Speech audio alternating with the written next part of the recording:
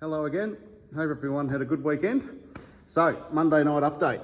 Just myself working on the car this week, so not as much done as I'd hoped, but still made a bit of progress, so I'll share that with you now.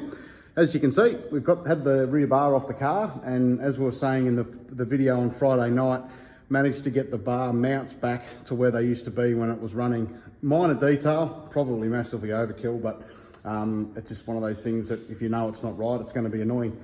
So as you can see, we've got the two screws either side of the bar mount and all at the rear below the tail light. So that tape and that is just on there to protect the paint at the moment. Now, the way we ended up doing it, after we put the video up on Friday night, there was a lot of guys that sent us videos and photos of AU Falcon supercars without the rear bar on them. And there was two main ways of doing it. Now, if I grab this, one of the main ways, which we were originally going to go this way, is to get an aluminium bit of round like that, or a square bit, it doesn't really matter. And that slides down the inside of the rear rail and sits there, and then your rear bar mounts to that flat surface. Now, originally we were going to do that, but we found if we did that, the screw holes would be too low and we'd have to make bits up to make it all sit up, and it just wasn't going to look pretty. Plus, it has had a few hits in the back over time and the rear rails aren't in the straightest, most square nick. So we decided at that point that we go back to the other most common way of doing it, and that is to mount some bracketry off the back of the boot floor. So if we come in under here, just to show you how that was all done. So you'll see here, so we're inside the boot, and then if we go under the boot floor, that's where we mount them up. So you'll see there, fabricated up some little brackets that I put some captive nuts on the other side, so you can adjust these and undo them and wiggle the rear bar around. All the holes are elongated without having to hold a nut on the other side. That was the other common way of doing it, so went that way. Plus it gives us the opportunity to make sure everything looks really neat and tidy, and probably not the extent you would do as a race car, but given it's a restoration, we want it to look as neat as we can. So that's all done. Use period correct bolts and everything.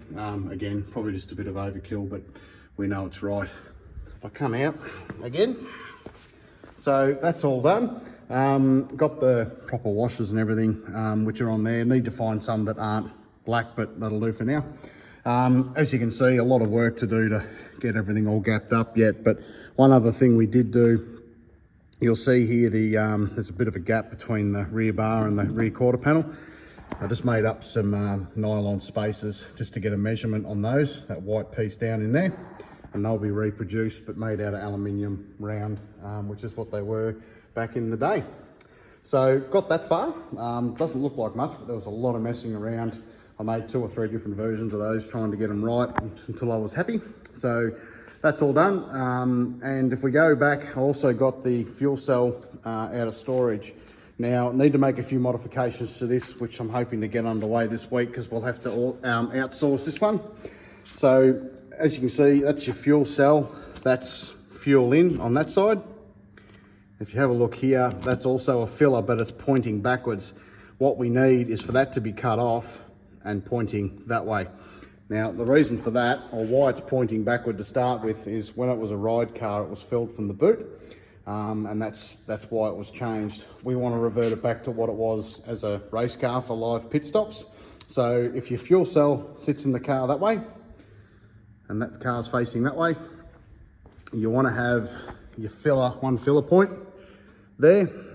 So fuel in, and if we come around the other side, you've got this side, which will be a vent. So as fuel goes in, you've got to let air out. A lot of the new cars now run the oval Siamese system, so fuel in, air out. These were one left, one right.